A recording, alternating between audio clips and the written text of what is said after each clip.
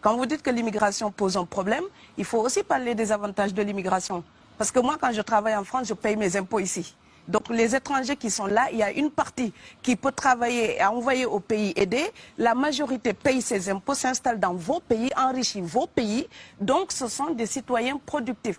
Après, il faut voir, il y a une minorité qui vient, il y a des morts, certes. Mais je voulais souligner une chose. Le discours que vous avez, il est encore légitime tant que l'Afrique restera muette. Et moi, aujourd'hui, je voulais m'indigner pour le silence de l'Union africaine. Les gens là qui meurent sur les plages, et je mesure mes mots, si c'était des Blancs, la terre entière serait en train de trembler. Ce sont des Noirs et des Arabes. Alors eux, quand ils meurent, ça coûte moins cher. Ici, j'étais venue en 2008 et j'avais dit, l'Union européenne, avec ses flottes de guerre, avec son économie, je vous dis une chose, si on voulait attaquer nos pays ici en Occident, il y aurait des moyens de se défendre. Donc si on voulait sauver les gens dans l'Atlantique, dans la Méditerranée, on le ferait. Parce que les moyens qu'on a mis pour Frontex, on aurait pu les utiliser pour sauver les gens. Mais on attend qu'ils meurent d'abord. C'est à croire que le laisser mourir est même un outil dissuasif. Et je vais vous dire une chose, ça ne dissuade personne. Parce que quelqu'un qui part et qui envisage l'éventualité d'un échec, celui-là peut trouver le péril absurde et donc l'éviter. Mais celui qui part pour la survie, qui considère que la vie qu'il a à perdre ne vaut rien, eh bien celui-là, sa force est inouïe, parce qu'il n'a pas peur de la mort. Mais c'est exactement pourquoi il faut fermer des frontières complètement. Il faut sauver l'Afrique et sauver l'Europe. Vous ne pourrez pas rester comme des gens. Vous ne resterez pas comme des poissons rouges dans la forteresse européenne.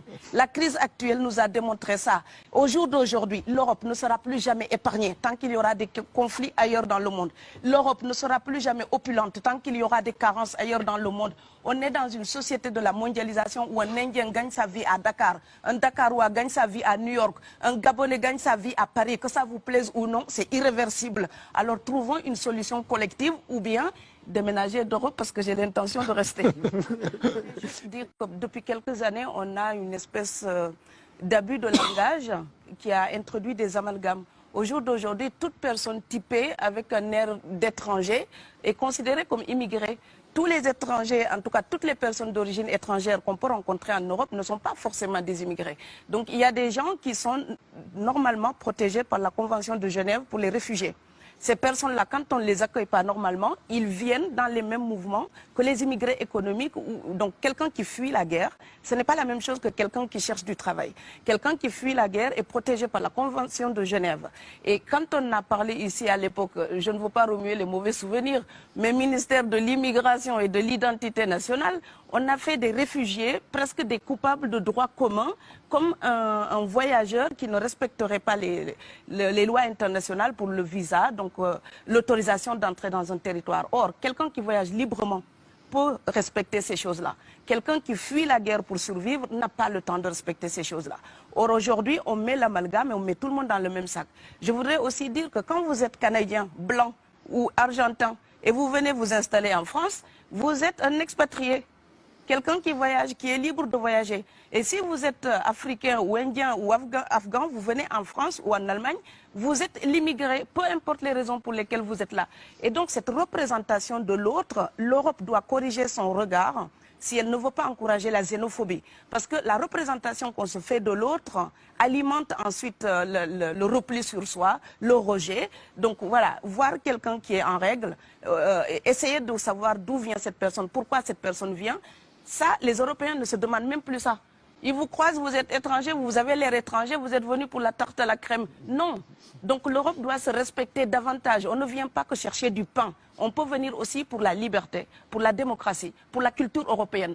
Donc l'Europe aussi nourrit un vrai mépris d'elle-même en pensant qu'il n'y a que l'alimentation qui amène les gens. Elle n'a que ça à proposer. Je pense qu'elle a plein d'autres choses à offrir. Les familles entières qui cotisent parfois pour faire partir quelqu'un, et ce n'est pas 1 000 euros, parfois ça va entre 1 500 euros et 7 000 euros. Ouais, depuis le Sénégal ou la Gambie ou la Guinée pour venir juste... C'est pas la misère. Quand quelqu'un part, c'est comme quelqu'un qui est élu, choisi, peut-être le plus débrouillard. Et il y a tout un clan ou toute une famille qui pose son espoir sur cette personne-là. Monsieur, là, je vous vois bien habillé, bien nourri. Si vous étiez affamé chez vous, peut-être que votre famille serait ravie d'imaginer que vous pourriez aller gagner de quoi faire vivre les autres. Donc c'est aussi une solidarité qui est en œuvre. On laisse partir quelqu'un, on compte sur lui. Vous allez me laisser terminer. Et Schengen, entre guillemets Schengen, ça me permet d'être invité aux Pays-Bas, monsieur, donner des conférences dans vos universités. Quand ils trouvent que mon cerveau est convenable, là, ils l'utilisent. Par contre, ils sont embêtés à l'idée d'avoir mon frère, qui n'est pas aussi diplômé que moi et qui pourrait avoir peut-être envie de travailler dans le bâtiment. Donc, vos pays deviennent schizophrènes. On ne peut pas trier les gens comme ça avec les étrangers utiles et les étrangers néfastes. Et la deuxième chose que je veux dire aussi, c'est que les Européens, là, on voit des Africains qui viennent. D'accord? Ce mouvement, ce déplacement de population, on le voit. Mais on ne voit pas le mouvement des Européens allant vers les autres pays. Alors celui-là, c'est le mouvement des puissants, ceux qui ont l'argent, ceux qui ont le bon passeport. Donc vous allez au Sénégal, vous allez au Mali, vous allez dans n'importe quel pays du monde, au Canada, aux États-Unis, partout où je vais, et je voyage tout le temps, je croise des Français, des Allemands, des Hollandais. Je les rencontre partout sur cette planète parce qu'ils ont le bon passeport. Donc, comme avec l'exotisme, l'Europe s'était arrogé le précepte unique, unilatéral de l'exotisme. Les autres sont exotiques. Alors que pour quelqu'un de mon village, il n'y a rien de plus exotique que quelqu'un d'Amsterdam. Maintenant, pour l'étranger aussi, pour les voyages des temps modernes avec la mondialisation, quand les pauvres viennent vers vous, il y a des mouvements de foule qu'il faut bloquer. Mais quand vous, avec votre passeport et avec toutes les prétentions que cela donne, vous débarquez dans les pays du tiers-monde, là, vous êtes en terrain conquis.